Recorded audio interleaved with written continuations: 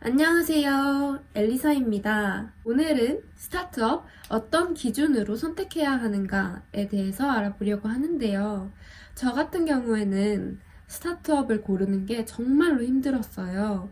제가 스타트업 면접을 6군데를 보고 최종을 5군데를 합격을 했는데 이 5군데 모두가 저에게는 굉장히 매력적으로 느껴졌기 때문이에요.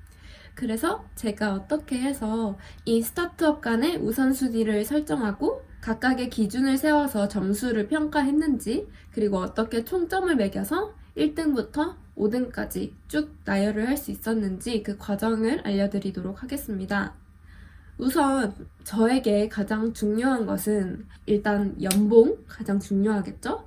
직무 흥미도, 그리고 복지, 근무 환경이었어요. 그리고 저한테 두 번째로 중요했던 건 면접 경험, 직원 수와 평균 연령, 산업 유망도, 투자 유치 금액, 매출액이었어요.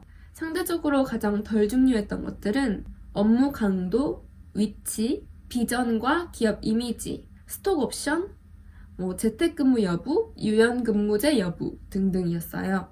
연봉 같은 경우에는 회사에서 가장 민감한 부분이고 가장 숨기려고 하는 부분이다 보니 이 연봉에 대한 정보를 얻기가 사실 제일 힘들었어요. 면접 가서 직접적으로 물어보는 방법밖에는 없었거든요. 그래도 이제 면접에 가기 전에 어느 정도 연봉에 대한 정보를 얻을 수 있는 사이트가 있어요. 로켓펀치라든지 네이버 기업 정보라든지 잡코리아, 잡플래닛이라든지 이런 사이트를 잘 찾아보시면 연봉 정보가 조금 나와요.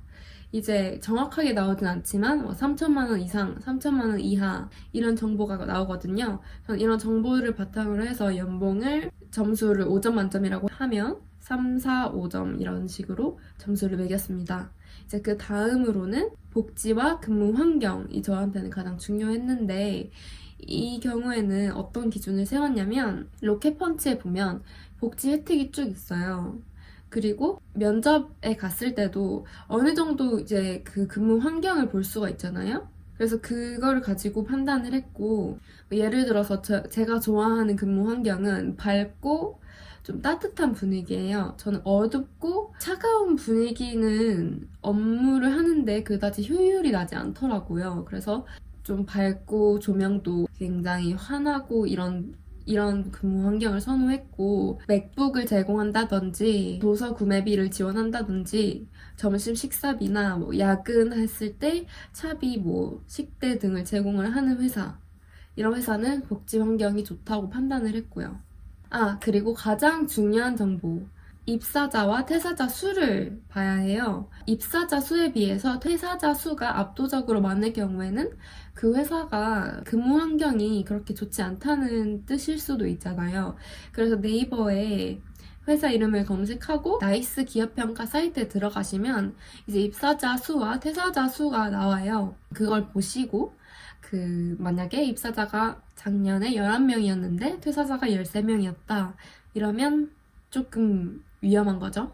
세 번째로 가장 중요하게 생각했던 건 직무 흥미도였어요. 이제 제가 원하는 산업 분야에 속해 있고 제가 원하는 그 직무를 맡게 해주겠다라고 하는 곳을 우선적으로 지원을 했어요. 예를 들어서 나는 언어적인 역량이 뛰어나고 창의적이고 아이디어가 많아 하면 기획직 쪽으로 지원을 할 수 있겠죠? 그리고 나는 코딩을 잘해, 난 데이터 쪽에 관심 많아 하면 개발팀으로 지원을 할 수가 있는데, 저 같은 경우에는 경영 지원 업무를 권유하시는 분들도 있었어요.